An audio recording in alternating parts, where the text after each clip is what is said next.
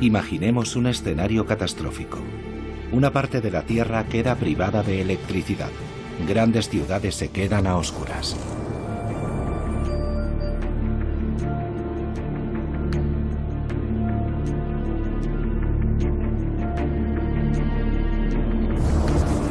La meteorología espacial, el nacimiento de una nueva ciencia.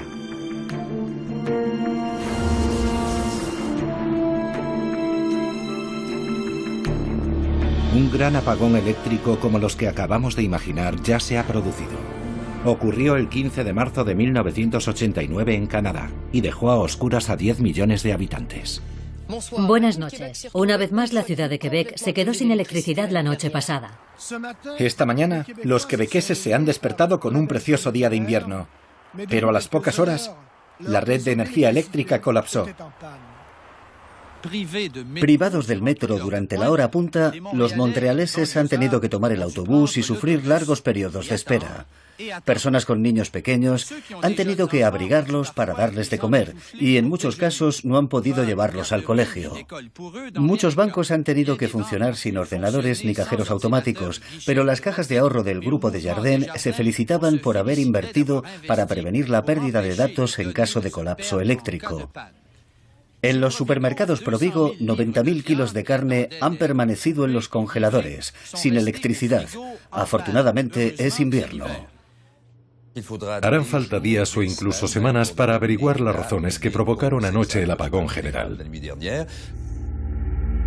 Después de múltiples investigaciones, los científicos vincularon el gigantesco apagón eléctrico a una gran tormenta que se había formado en la superficie del Sol. Estas borrascas de viento solar enviaron a la Tierra partículas eléctricas que se diseminaron por su superficie y cuya fuerza produjo una disyunción en las redes eléctricas, provocando así el apagón general. ¿Qué sucedería si una tormenta solar semejante se produjera hoy? Todas las redes de comunicación muy sensibles a la radiación electromagnética del Sol podrían sufrir daños graves. Apagones eléctricos, apagones en los satélites que afectarían a los GPS, a los teléfonos móviles y en consecuencia al funcionamiento de nuestra sociedad. En 2009, un informe de la Academia de las Ciencias estadounidenses y de la NASA estimó que una sola tormenta solar de gran amplitud podría acabar con la economía estadounidense durante 10 años, con un coste estimado de $6 billones. ¿Es necesario entonces temer lo peor? Yo creo que debemos ser muy prudentes en lo que concierne a los escenarios catastróficos, porque cuando planteamos esos escenarios despertamos el miedo en la gente. Es preciso abordar la cuestión fríamente y con mucha tranquilidad. En este momento la actividad solar es relativamente baja. Tenemos poco tiempo, pero es necesario actuar con... no jugar con el miedo, no jugar con la catástrofe. Eso no sirve de nada. Es necesario ponerse a trabajar. Este ciclista que atraviesa tranquilamente la gran plaza de Amberes es Jan Lillenstein. Fue uno de los primeros científicos europeos en comprender la importancia de los impactos de la meteorología espacial sobre la Tierra. Con el paso de los años se ha convertido en el unificador europeo de esta joven disciplina.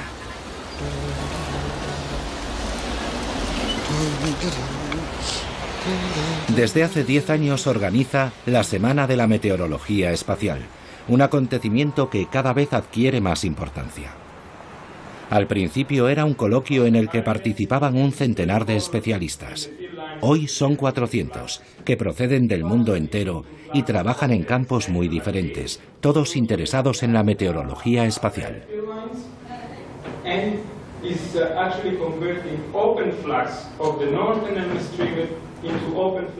Aquí está teniendo lugar una reunión sobre la previsión de las erupciones solares y sobre su modelización.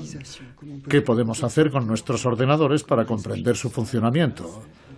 Aquí tiene lugar una sesión sobre los aspectos jurídicos de la meteorología espacial.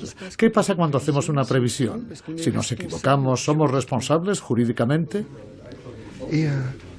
Y aquí en la tercera sala están hablando sobre las degradaciones que pueden sufrir los satélites como consecuencia de la meteorología espacial. ¿Qué clase de degradación? Y aquí hay sobre todo operadores espaciales, personas que construyen satélites y personas que los lanzan.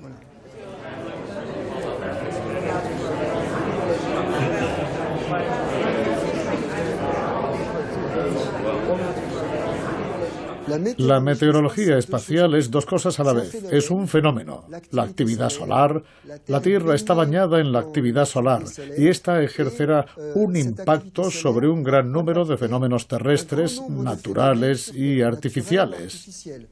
La atmósfera superior se calentará y entonces empezará a moverse, habrá corrientes de electrones, de iones, y estos fenómenos afectarán a nuestra tecnología.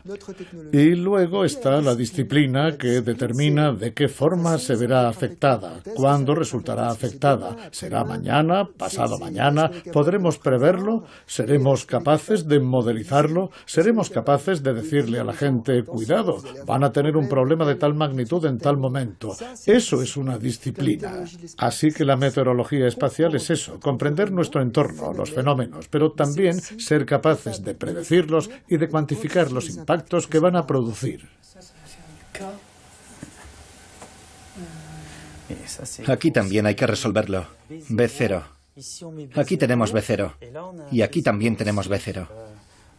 En Orsay, Sacha Brun, astrofísico, incluye el Sol en diferentes ecuaciones para comprender mejor su funcionamiento y la forma en que impacta en su entorno y en los otros planetas, como la Tierra. De acuerdo. Entonces aquí va KVB y nos da... Utilizando los ordenadores más potentes del mundo, Sacha Brun y su equipo han realizado una modelización del Sol. El Sol es una gran bola de gas, compuesta por dos zonas principales. Una zona de convección en el exterior, donde hay movimientos muy turbulentos, y una zona interior, en la energía transportada por los fotones. En el epicentro de esa zona hay un corazón nuclear que abastece de energía a largo plazo. Para hacernos una idea, son varios centenares de millares de centrales nucleares, donde 60 millones de toneladas de hidrógeno se queman cada segundo. Y esa energía ha permitido que el Sol haya ardido durante 4.500 millones de años. Si estuviera compuesto de carbón y no tuviera un centro nuclear, solo ardería durante 20.000 años. El Sol emite luz, calor, pero también emite partículas. ¿Y por qué emite partículas, lo que denominamos viento solar? Lo hace porque su superficie está muy caliente. Su corona, su atmósfera enormemente extendida, no puede ser estática y se transforma en una especie de viento permanente. De modo que el Sol tiene un viento que baña todo nuestro sistema solar y a veces en ese viento se producen tormentas. Cuando se produce una erupción, esta materia sale al espacio y viaja a través de todo el sistema solar.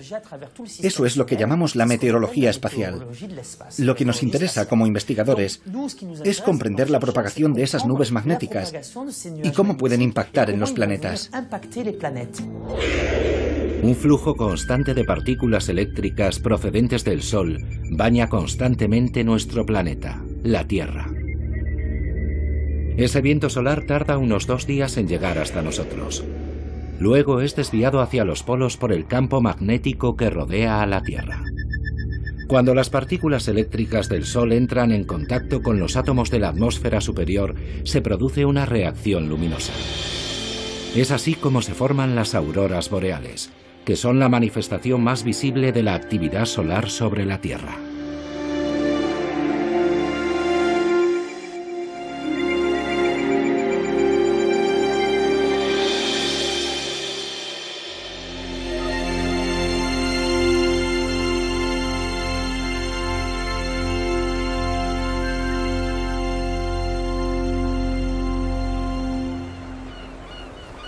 El círculo polar es el lugar ideal para observar las auroras boreales. En el norte de Noruega, en el fondo de un fiordo, lejos de las ciudades iluminadas y de toda actividad humana, se encuentra el radar EISCAT.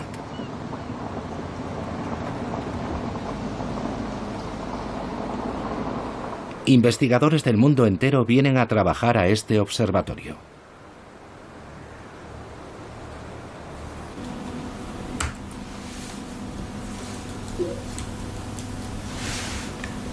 Jan Lillenstein y el astrofísico Mathieu Barthélemy vienen aquí desde hace 10 años en febrero, durante la noche polar, cuando las auroras boreales son más visibles.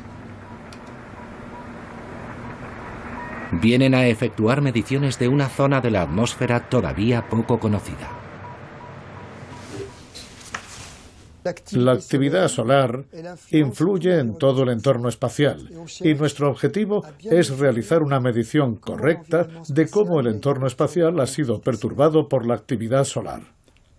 Hasta 50 kilómetros de altitud se encuentra todavía la atmósfera inferior y podemos enviar globos para efectuar mediciones in situ.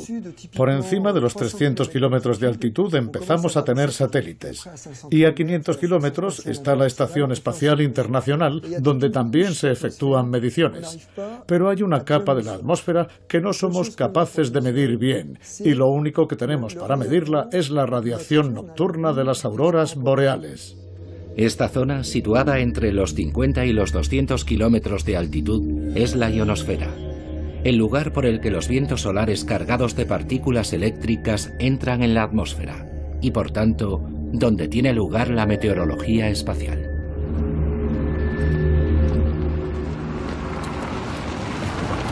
Para realizar las mediciones, Mathieu permanece en el observatorio. La temperatura es inferior a 25 grados bajo cero. Jan conducirá de noche durante 1 hora y media para llegar a un pequeño observatorio situado lejos de toda actividad humana. Aquí, la luz está prohibida, ya que podría perturbar todas las mediciones que Jan va a efectuar. Las auroras boreales pueden tener diferentes colores, y el equipo de Jan descubrió hace algunos años que la luz roja de las auroras estaba polarizada. Como la luz de las películas en 3D, avanza hacia el observador en una dirección privilegiada. Es esta polarización lo que Jan va a observar. Lo que estamos viendo es que el SPP, el espectro fotopolarímetro, que es el nombre de nuestro instrumento, y el haz del radar se cruzan a 220 kilómetros de altitud. Entonces, como Mathieu está ahí, si yo miro en esta dirección, él debe mirar así para que se crucen justo a esa altitud. Así que hemos calculado los ángulos que él debe tener para orientar su radar, para que así los haces se crucen exactamente a 200 kilómetros de altitud, es decir, el punto donde la polarización es máxima y donde el color rojo de las auroras es más intenso. Estoy cambiando la orientación de la antena para situarla un poco más arriba. Está apuntando hacia el oeste. Tenía una desviación a 33 grados. Vamos a pasarlo a 45. Y ya está, ya lo está haciendo. Y podemos ver ahí, en el panel de control, que efectivamente está subiendo.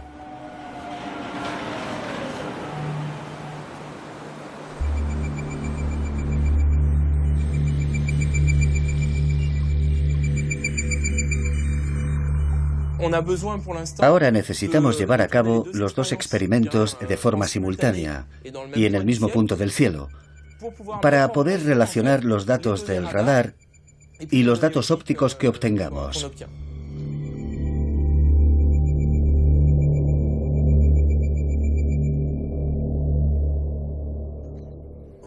Cuando comenzamos, nos dijimos que íbamos un poco a ver qué pescábamos, a ver qué pescamos. Y de alguna manera es lo que seguimos haciendo, porque de momento lo que hacemos es medir la franja roja de las auroras, las emisiones rojas que están principalmente en la parte superior. Pero va a haber una nueva generación de instrumentos con los que podremos contar el año que viene que podrán medir todos los colores. Y lo que esperamos es que los diferentes colores nos proporcionen informaciones diferentes y así poder conseguir un panel de información que pueda empezar a ser lo suficientemente amplio. Con estas informaciones sobre la composición de la ionosfera, los investigadores quieren determinar cómo el entorno de la atmósfera superior de la Tierra reacciona a la actividad solar.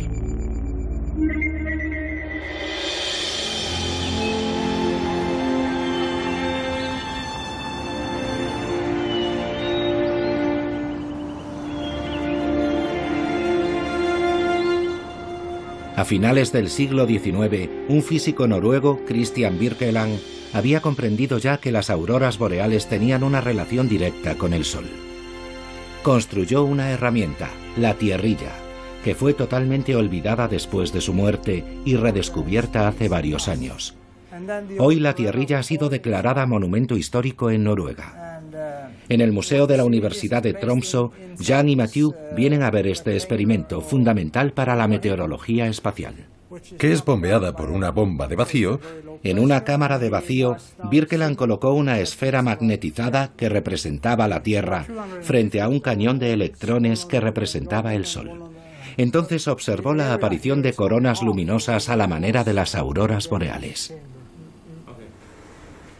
Hace 4 años, Jan Lillensten y su equipo se inspiraron en el experimento ideado por Birkeland para crear la Planeterrela, un simulador que permite ver un gran número de interacciones entre el Sol y diferentes planetas.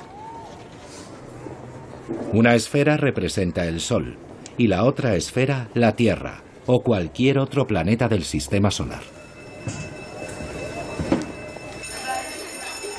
Jan ha ideado un experimento fácil de mostrar para que el gran público pueda contemplarlo. Hoy va a presentarlo a un grupo de estudiantes de las afueras de Grenoble, con los que está desarrollando un proyecto pedagógico. Buenos días. Me llamo Jan Lillensten y conozco a algunos de vosotros. Me alegra, sí, me alegra veros. Estáis todos en quinto, ¿verdad? Sí. Sí. Muy bien. ¿Veis bien todos?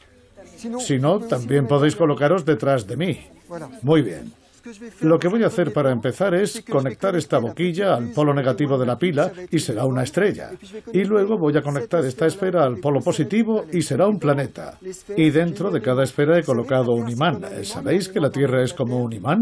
Utilizamos una brújula, ¿sí? ¿Todo el mundo sabe eso? Sí. Vamos a ver qué ocurre.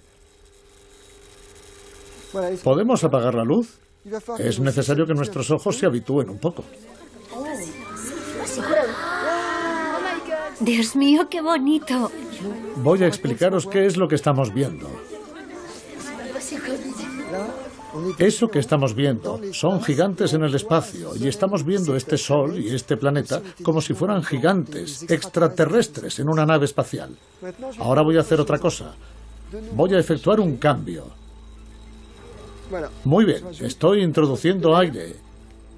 Ahora, con un poco más de aire en la campana, aunque sigue habiendo un vacío bastante grande, vemos las cosas más brillantes. Vemos que cuando la electricidad se acerca a la Tierra, hay una zona brillante en el espacio y se ve muy bien cómo la electricidad se distribuye hacia el norte o hacia el sur magnéticos del planeta. Y lo que vamos a ver ahora es lo que denominamos líneas de campos magnéticos. Así que esto nos permite visualizar lo invisible, ver de una forma muy sencilla lo que se enseña en la universidad y que para la mayoría de los estudiantes no son más que ecuaciones de lo invisible. ¿Entendéis? ¿Es súper complicado lo que os estoy explicando? No, se entiende. No, sois súper listos. Estudiad todos ciencias porque sois súper listos. ¿Tenéis alguna pregunta? ¿No? Entonces vamos a encender la luz.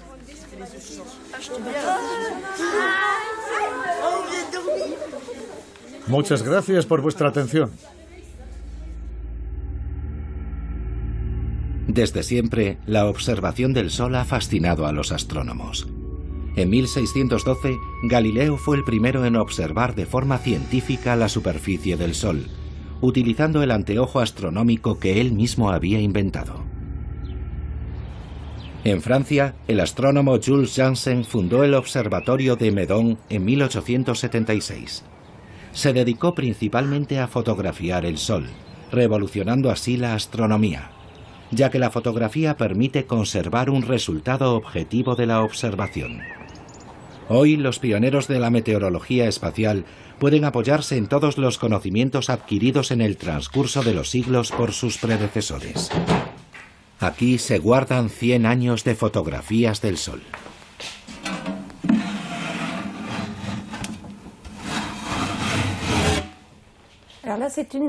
Esta es una de las primeras placas para la observación del Sol de Janssen. Data de 1888 y se ven muchas manchas en el Sol, en el centro, Y es muy interesante, porque vemos la sombra y la penumbra. Aquí hay una colección de 4 cajas de 40 por 40. Después, en 1908, las observaciones continuaron y se denominaron observaciones sistemáticas. Son placas más pequeñas, de 13 por 18. Aquí tienen una. Y estas placas se utilizaron hasta 1981. Luego se utilizaron las hojas fotográficas y después pasó a ser totalmente digital con el espectroliógrafo digital desde 2002. Así que yo he escaneado desde el año 1908 hasta 1926. Todavía queda toda esta parte por escanear, esta parte, esa, hasta 1974. Así que quedan unos 50 años por escanear, lo que supondrá unos 15 o 20 años de trabajo y supongo que antes de eso ya me habré jubilado. Es una colección única de placas de vidrio. Solamente hay un lapsus en las observaciones solares durante la guerra, desde el 14 hasta el 18, porque no había observador.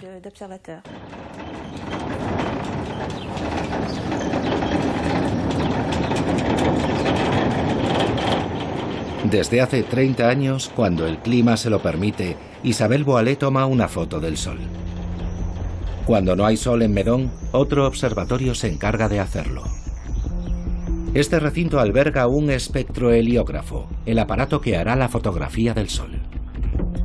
Diferentes juegos de espejos y de prismas permiten capturar la imagen del sol, que Isabelle Boilet digitalizará a continuación.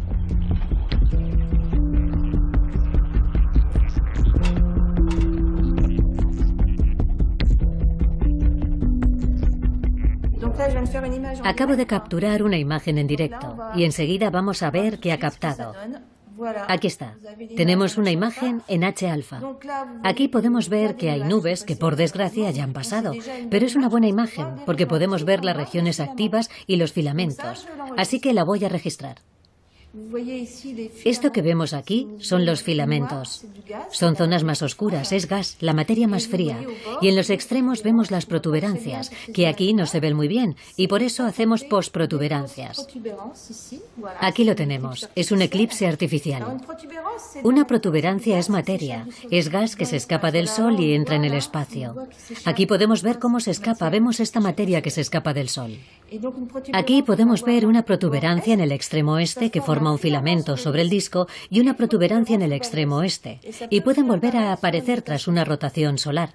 Aquí vemos una región activa que comienza a ser brillante.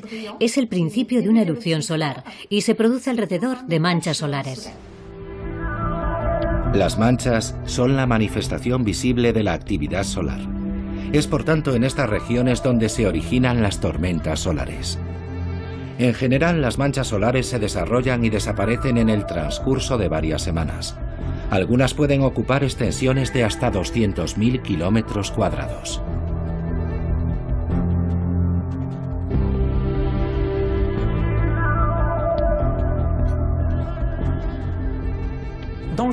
En la superficie del Sol hay movimientos convectivos de materia, movimientos de gran magnitud y también flujos de rotación.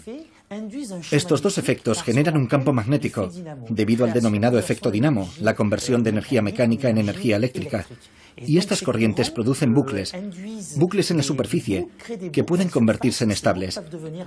En esta imagen podemos ver las líneas de los campos magnéticos creados por el efecto dinamo, que emergen en la superficie del Sol.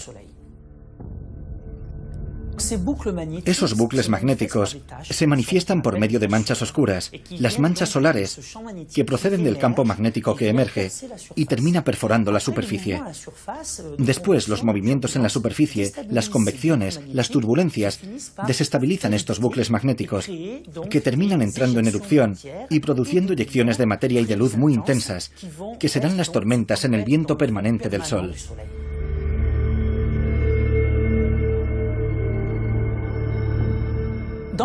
En los periodos de calma, más o menos cada 3 días, se produce una gran erupción, llamada eyección de masa coronal. Y en los periodos activos, se producen unas 3 erupciones al día.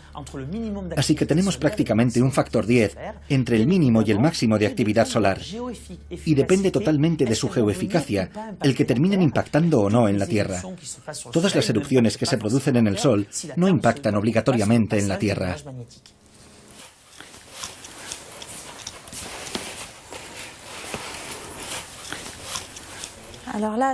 Esto que estoy desplegando es un diagrama que muestra los ciclos de actividad solar a través de observaciones sistemáticas. Comprende el periodo entre 1919 y 1965 y en él figuran los máximos y los mínimos en la actividad del Sol según el número de manchas solares, la media de manchas solares aparecidas al mes. Muestra los ciclos de actividad solar, que son ciclos de 11 años. Se denomina diagrama de mariposa. Abarca un periodo de 40 años y continúa haciéndose en la actualidad a partir de ciclos de actividad de 11 años. Sin embargo, fue durante un ciclo de baja actividad cuando se produjo la mayor tormenta solar jamás registrada en la Tierra. Se le llamó Evento Carrington. El 1 de septiembre de 1859, el astrónomo inglés Richard Carrington observó unas enormes manchas solares de las que realizó unos bocetos. A la noche siguiente se observaron auroras boreales hasta en el Caribe, con una luminosidad tan intensa que según testimonios de la época se podía leer el periódico en plena noche. Las corrientes eléctricas se propagaron por el suelo. Varios telégrafos se incendiaron y muchos telegrafistas sufrieron descargas eléctricas. Si este evento se produjese hoy en día, las consecuencias serían incalculables.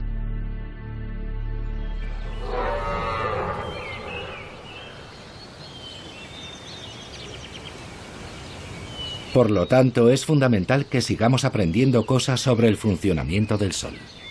Aquí, en los bosques de la Sologne, muy lejos de cualquier perturbación electromagnética, los científicos escuchan el Sol gracias a las ondas de radio. En la estación de radioastronomía de Nancy, que forma parte del Observatorio de París, enormes antenas capturan de forma permanente las emisiones de radio procedentes del Sol. El Sol emite radiación en una banda muy amplia de frecuencias o longitudes de onda. En Meudon podíamos observar el Sol en el rango visible, lo que en realidad representa una pequeña banda de frecuencia y de longitud de onda. Mientras que aquí, en Nancy, observamos las grandes longitudes de onda en el rango de las ondas de radio, de manera que necesitamos herramientas completamente diferentes. Aquí, como se puede ver, tenemos antenas de radio distribuidas a lo largo de grandes distancias, y con estas antenas reconstruimos imágenes de la atmósfera del Sol mediante ondas de radio. En Nancy, todas las herramientas informáticas se colocan en una jaula de Faraday. Este recinto se emplea para proteger los equipos de las perturbaciones electromagnéticas y eléctricas externas. Aquí, en esta pantalla de control, se pueden ver las diferentes señales que llegan de las antenas en tiempo real. Y aquí, en esta otra pantalla, se muestran imágenes de la corona solar, que se reconstruyen casi en tiempo real, y que son observadas en 8 frecuencias diferentes. Esto nos proporciona una visión tridimensional de la corona del Sol. Por desgracia, en este preciso momento, la imagen que tenemos del Sol no es muy buena, porque casualmente tenemos un parásito que interfiere con la imagen del Sol. En la actualidad resulta cada vez más complicado realizar observaciones de radio a nivel del suelo, debido a la proliferación de teléfonos móviles y todo tipo de instrumentos asociados a las nuevas tecnologías. El entorno electromagnético global está cada vez más congestionado y, por lo tanto, resulta muy difícil tener un lugar completamente libre de parásitos. Atención a la cuenta atrás. Para liberarse de esta contaminación terrestre tan intensa, los científicos se apoyan cada vez más en las observaciones del Sol realizadas por multitud de satélites. Ignición. Atención, plano del motor Vulcano. Plano del cohete. Atención, plano del despegue.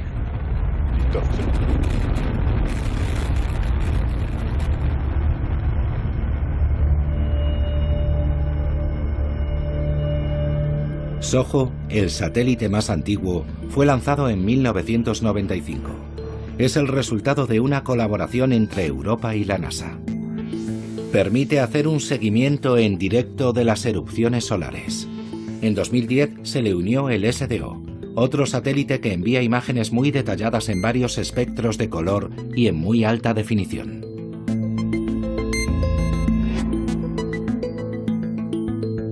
Otro satélite, ACE, está posicionado entre el Sol y la Tierra. Como si se tratase de una baliza, analiza la composición del viento solar que pasa a través de él y puede dar la alerta 30 minutos antes de que una tormenta geomagnética alcance la Tierra.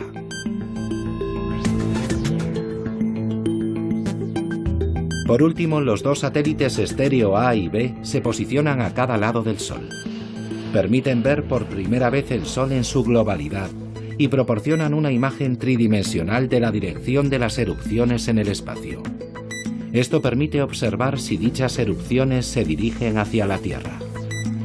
Los científicos se sirven de una multitud de datos para sus investigaciones, pero no es fácil recibirlos de forma continua, las 24 horas del día. En el norte de Alemania, en Kiel, a orillas del mar Báltico, no todo el mundo disfruta de la playa.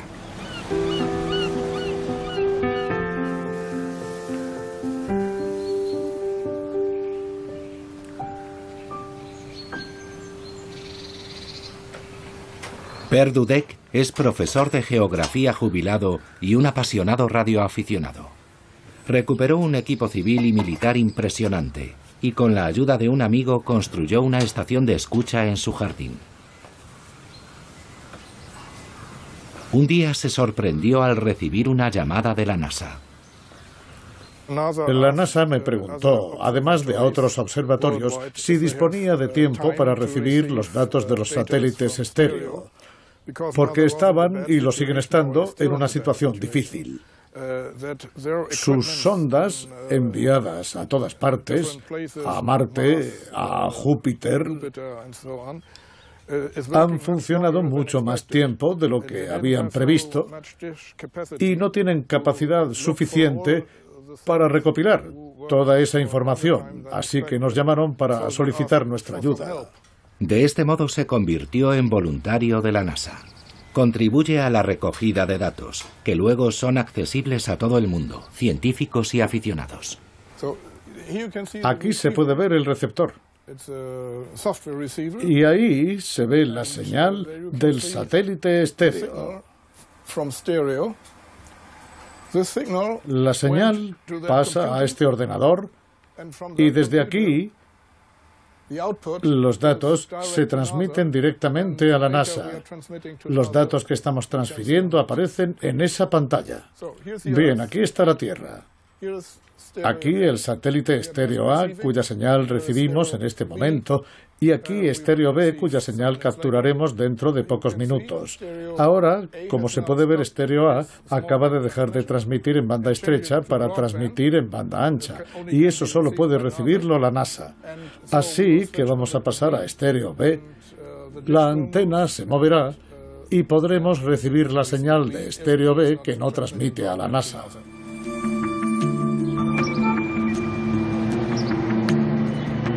Europa ha tomado conciencia de la importancia de la meteorología espacial y de sus consecuencias, que podrían resultar vitales para la actividad económica. En abril de 2013, el Real Observatorio de Bélgica se convirtió en el Centro Europeo de Coordinación de Meteorología Espacial. 24 horas al día, 7 días a la semana, los meteorólogos del espacio montan guardia para identificar lo antes posible las tormentas solares. Cada semana los científicos se reúnen para hacer un balance. Otros investigadores pueden intervenir a través de videoconferencia. Hoy es el caso de Jan Lillenstein.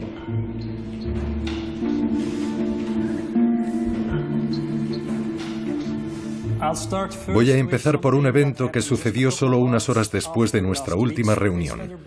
Se trata de una intensa erupción de categoría M7 que se produjo en la región de manchas solares NOAA 2036. Fue una erupción muy fuerte. Podremos seguir observándola gracias a las imágenes del satélite estéreo. Sí, por supuesto, ya que continuará su trayectoria por detrás del Sol. Estaremos preparados cuando vuelva a aparecer en menos de 2 semanas. Sí, exacto. Así que en 2 semanas podremos verlo ya del otro lado del Sol, saliendo por detrás. Sí, por el este, eso es. La erupción que se produjo ayer no es la primera del año. Es la 30ª de categoría X que hemos tenido desde que comenzó el ciclo actual. Es bastante normal que se den este tipo de tormentas y continuarán sucediendo durante los próximos años. ¿Observasteis signos precursores de esas erupciones antes de que llegaran? No hubo ningún indicio. Estas reuniones permiten identificar las principales tendencias de las perturbaciones solares de cara al futuro. Cada pronosticador debe redactar un boletín de meteorología espacial. Esta ciencia está todavía en ciernes, tal como estaba la meteorología terrestre en sus inicios. Al iniciarse una erupción, hay que prever si tendrá o no efecto sobre la Tierra. Para ello, hacemos un seguimiento constante de las erupciones. De hecho, con el aluvión de información que recibimos en la actualidad, para un ser humano es muy difícil controlarlo todo. En Bruselas nos hemos especializado en el desarrollo de un software que procesa las imágenes para nosotros, y el ordenador nos avisa cuando se produce un evento significativo. Desde el momento en que sabemos que una eyección de masa coronal se dirige hacia nosotros, la historia no ha terminado. Sigue siendo complicado porque algunas eyecciones son más veloces que otras. Si una erupción lenta es seguida por una rápida, la rápida alcanzará a la primera y la eyección será doblemente intensa. El siguiente reto es ser capaces de hacer un seguimiento en el espacio interplanetario para saber en qué dirección se desplazan las eyecciones de masa coronal.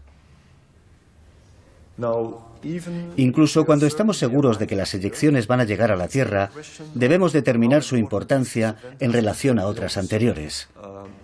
La Tierra está sometida constantemente a la meteorología espacial. Algunos eventos producen tormentas geomagnéticas en la Tierra y otros no. Depende de la naturaleza de la eyección de masa coronal, su masa, la intensidad y la orientación de su campo magnético, además de otros factores. Determinar esos parámetros y hacer predicciones correctas es nuestro cometido. Tenemos ideas teóricas, pero no es fácil trasladarlas al plano operativo, ya que no disponemos de toda la información en el momento justo que nos permita afirmar que a una hora concreta se producirá una tormenta geomagnética de una determinada magnitud. Lo máximo que podemos hacer es prever la llegada de un evento significativo, calcular la hora estimada en que alcanzará la Tierra y comunicar la probabilidad de que cause una tormenta geomagnética, pero aún no podemos cuantificarla. Algunas compañías no han esperado la llegada de estas previsiones para tratar de protegernos de los efectos del clima espacial. Las compañías eléctricas han sido las primeras en tomar medidas. En Europa, Suecia ha sido el país pionero, ya que sufrió, igual que Quebec, un gran apagón eléctrico debido a una tormenta solar.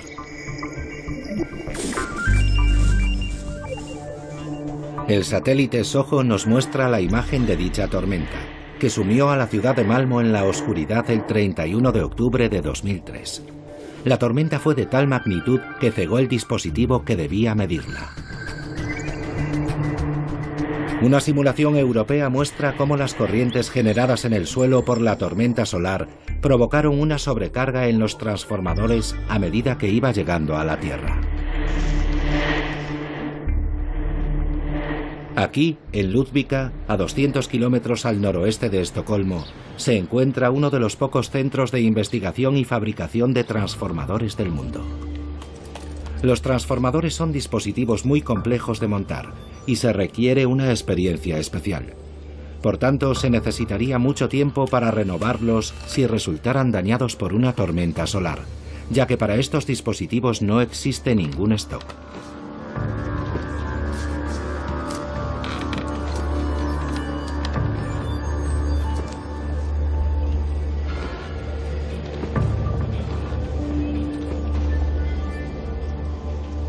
En la planta de Ludvika, los ingenieros someten a los transformadores a eventos de envergadura para poner a prueba su fiabilidad.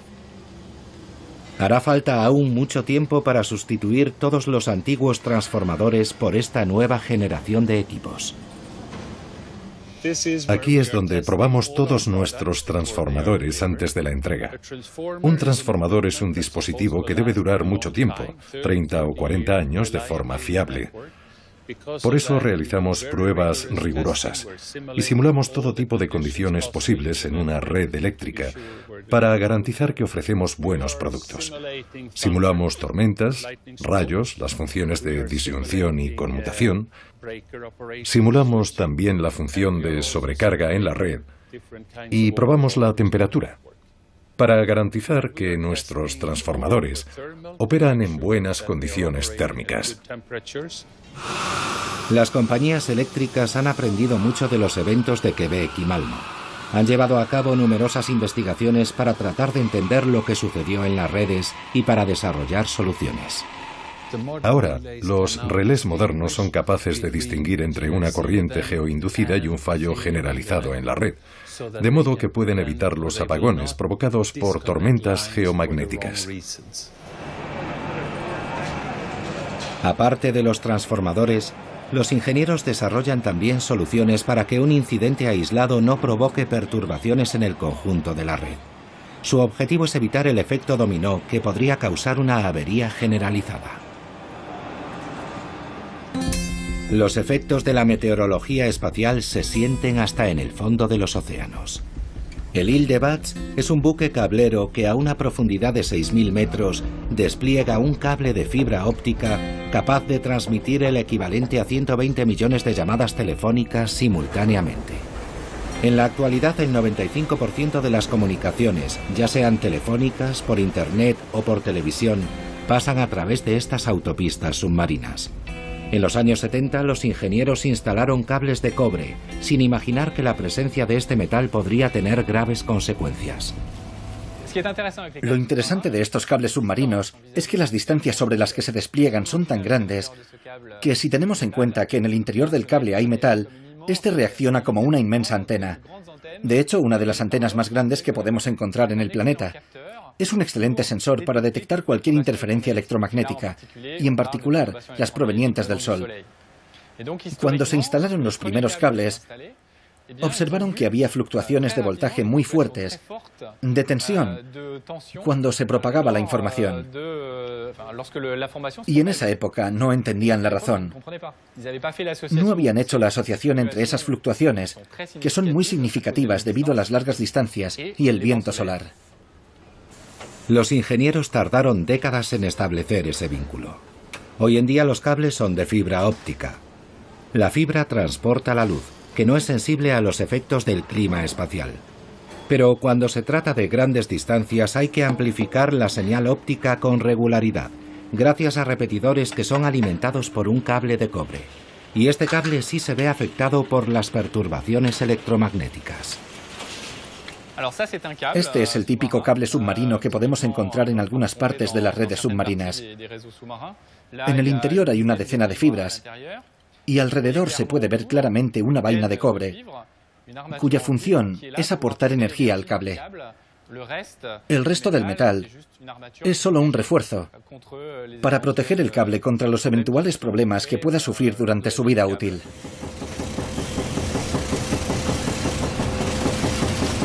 En la actualidad, las compañías eléctricas han integrado el riesgo vinculado a los cables de cobre.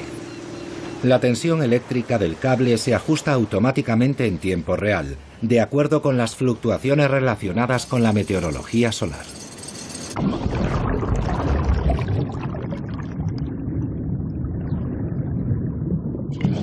Ya sea en tierra o en el fondo del mar, es difícil escapar a la influencia de la meteorología espacial.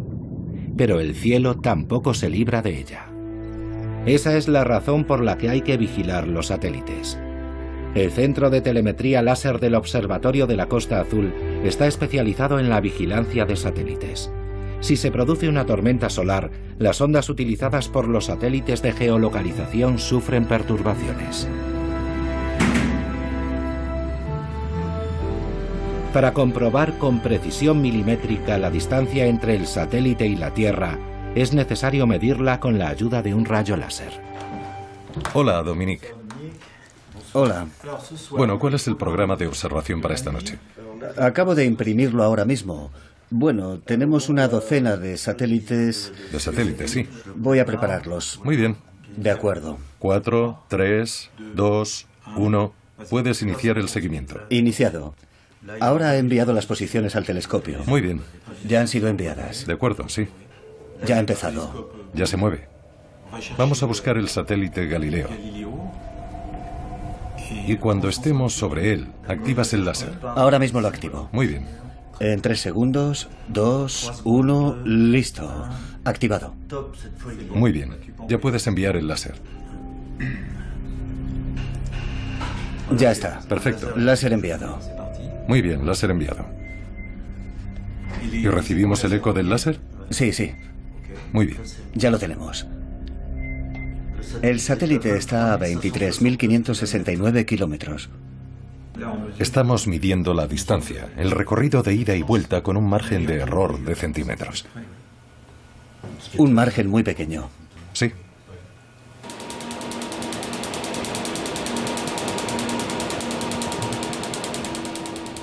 El láser se forma aquí y a continuación se reenvía por un sistema de espejos al telescopio. Cada impulso láser es extremadamente energético, con el objetivo de alcanzar satélites situados en órbitas muy altas, como la constelación de satélites GNSS, es decir, la constelación GPS, que se encuentra a 25.000 kilómetros, entre 20.000 y 25.000 kilómetros. El sistema GPS funciona a partir de un grupo de entre 25 y 27 satélites que se distribuyen alrededor de la Tierra, y un equipo de usuario en la Tierra capaz de captar al menos 4 satélites simultáneamente. Los satélites transmiten su posición y el equipo de usuario calcula el tiempo de trayecto de cada medición entre el satélite y él mismo.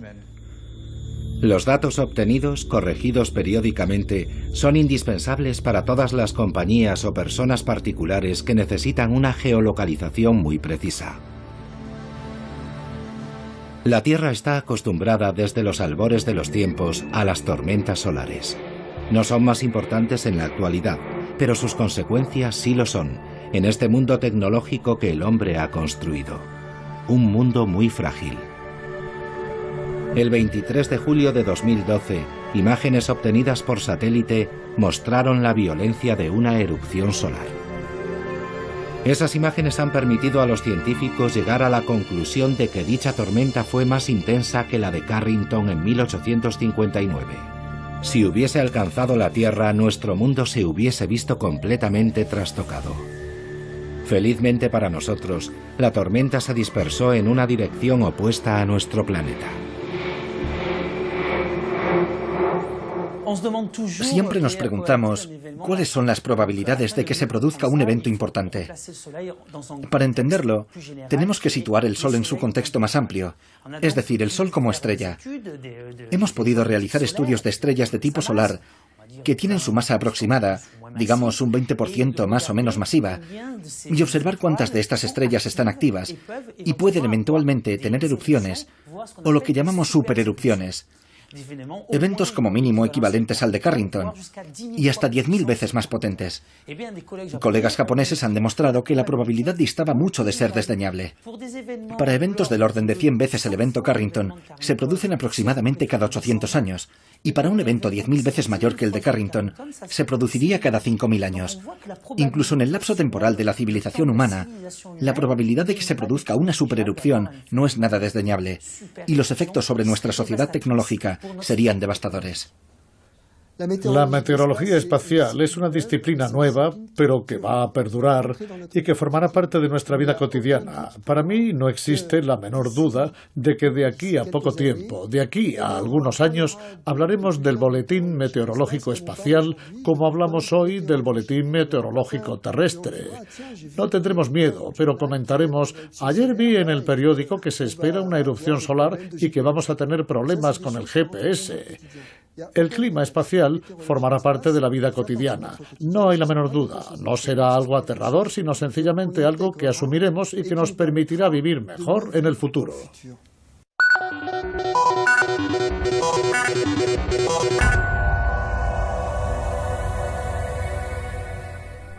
Señoras y señores, buenas tardes.